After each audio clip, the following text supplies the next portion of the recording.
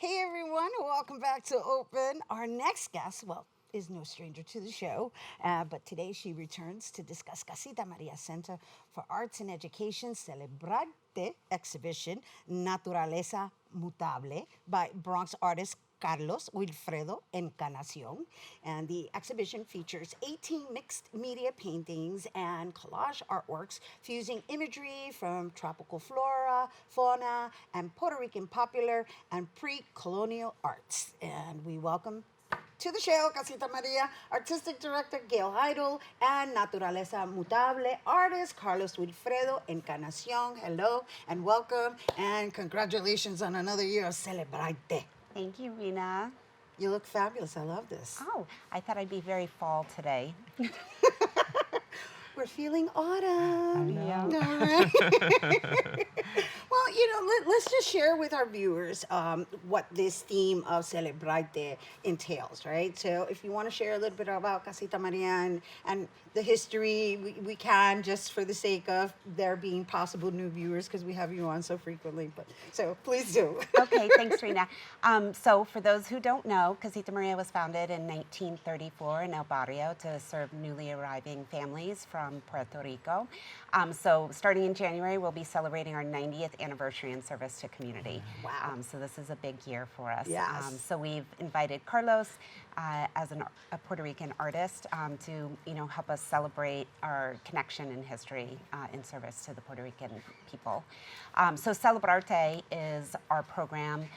Celebrarte, Celebrate Yourself Through Art, is our program that is anchored by our gallery exhibitions. We also have opening celebrations. We had one just last week to celebrate the opening of Naturaleza Mutable.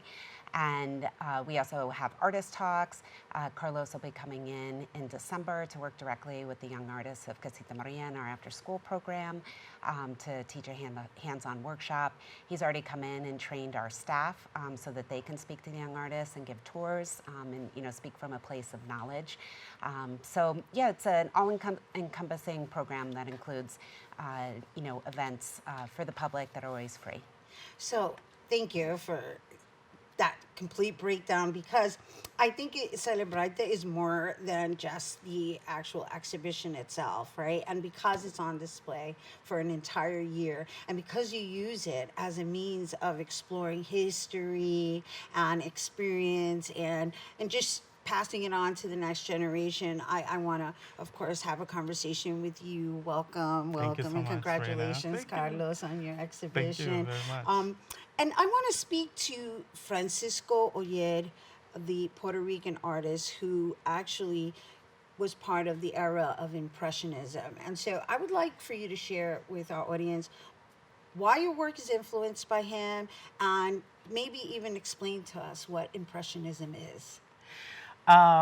Impressionism is an art movement from the 19th century, and Francisco Yer is one of those that were part of it. He's a Puerto Rican artist, and we very much celebrate the work he did at the time. And part of his work was beautiful still life paintings of representations of the local landscape of Puerto Rico, local produce as well. And he has, his work is amazing. And most of the inspiration that I took from my solo show at Casita Maria this time is influenced by the work he did at the time. At the time, many of the Latin American countries were getting the independence, and all those events were represented through their artwork. Francisco Yer, in his place, or I would say in his position, Puerto Rico was under Spaniard colonization, so he was trying to find other ways in which he could represent also that pride and love for his homeland.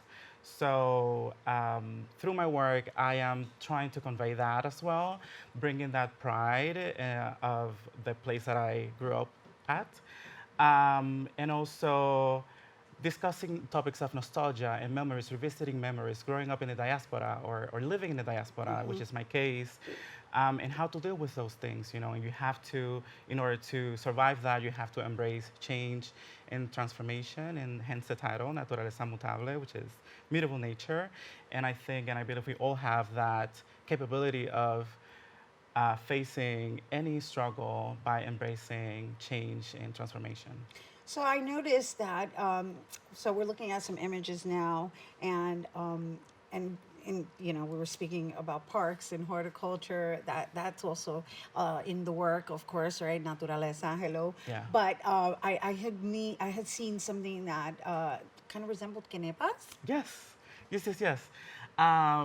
Of course, when I think of fruits and food or produce from the island, I wanted to select those that were very connected to the popular knowledge and culture and heritage itself. Like when you think of canepas, not only because we eat them and they grow in the land and we're very proud and from Ponce, I'm sure many Puerto Ricans will remember those or buying those at Ponce in the south part of the island. But canepas, even the name itself is a Tainismo, which is a word from the Tainos. So there is very much a connection from millennia that it's still relevant and still exists nowadays, and it's surviving precisely because we've been able to adapt and change and embrace those changes precisely. Right, even though we're still working towards the independence. There you go. Right, I went there. That too, yeah. Yeah. But Gail, Yes. let's talk about these programs that are offered and who they're offered to, and how frequently I don't want to assume it's a tour, but it sounds like it's like a workshop of some sort in which people can participate in to learn more of the history behind the work. So we offer after-school programs K through 12 at Casita Maria. So all of the young people that are signed up for our program, and if you'd like to register, the registration is still open. And so folks can learn directly either from the artist or from our teaching artist in visual art about the exhibition. We're also connecting, we have a culinary program at Casita, so we're also exploring food, culture, and identity through cooking. So I think that's something that's really unique that has a connection to this specific exhibition. And then if anybody wants to email marketing@casitamaria.org, they can set up a tour with me, and either the tours directly with me, or if Carlos is available, we can invite him in as well to lead the tour. Right, and so of course we're just, I just want to be clear, the gallery is open for viewing, right? And I know that you have certain hours that we can share on that. However, the fact that there's a lot of historical context to your work, I think it's something that people need to experience with you. Totally. Yeah. And I'm available. People can reach out either to me or Gail Casita Maria as well.